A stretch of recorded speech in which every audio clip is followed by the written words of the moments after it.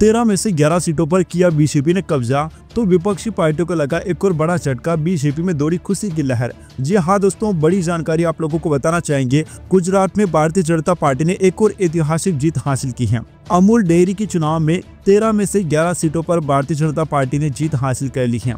गुजरात की सियासत में एक नया इतिहास रचते हुए भारतीय जनता पार्टी ने पहली बार खेड़ा जिला सहकारी दुग्ध उत्पादक संघ अमूल डेयरी पर पूर्ण बहुमत के साथ कब्जा जमाया है। 10 सितंबर को हुए चुनाव में बीजेपी ने 13 में से 11 सीटें जीतकर कांग्रेस पार्टी को करारा जवाब दिया। खास बात यह रही कि 4 सीटें तो बीजेपी ने बिना किसी मुकाबले के पहले ही अपने नाम पर कर ली थी। शुक्रवार को जब 8 ब्लॉकों और एक व्यक्तिगत सीट के लिए वोटों की गिनती शुरू हुई तो बीजेपी ने 6 ब्लॉकों और एक व्यक्तिगत सीट पर शानदार जीत हासिल की। वहीं कांग्रेस सिर्फ बोरसद और कपड़वंश सीटों पर अपनी पकड़ बनाए रख सकी। इस जीत को बीजेपी के लिए एक मील का पत्थर माना जा रहा है, खासकर 2022 के विधानसभा चुनाव में 156 सीटों के साथ मिली प्रचंड जीत के बाद। 2023 में अमूल डेयरी के 4 निदेशकों के कांग्रेस छोड़कर बीजेपी में शामिल होने से पार्टी ने पहली बार इस प्रतिष्ठित दुग्ध सहकारी समिति पर नियंत्रण हासिल किया था। उस समय कांग्रेस की सीटें घटकर 3 रह गई थी, लेकिन इस बार बीजेपी ने 2020 के चुनाव में कांग्रेस के 8 सीटों के दबदबे को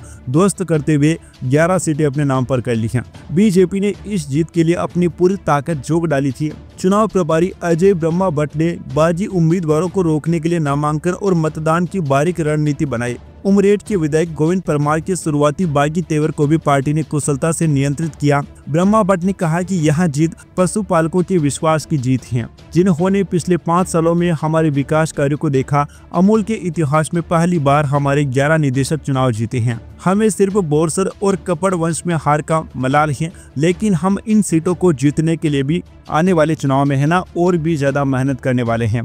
बीजेपी की जीत का अंदाजा उनके उम्मीदवारों की जीत के अंतर से लगाया जा सकता है। थासरा, बालासिनोर, महमदाबाद और वीरपुर की 4 सीटें तो बीजेपी ने बिना मुकाबले की ही जीत ली थी। खंभात से राजेंद्र सिंह बलवंत सिंह परमार ने 84 में से 65 वोटों के अंतर से जीत हासिल की। फिलहाल दोस्तों, जहां इस जीत से भारतीय जनता पार्टी में जश्न की आंधी है, तो कांग्रेस पार्टी के नेताओं कार्यकर्ताओं को एक तगड़ा सदमा लगा है। Subscribe now and press the bell icon. Never miss an update.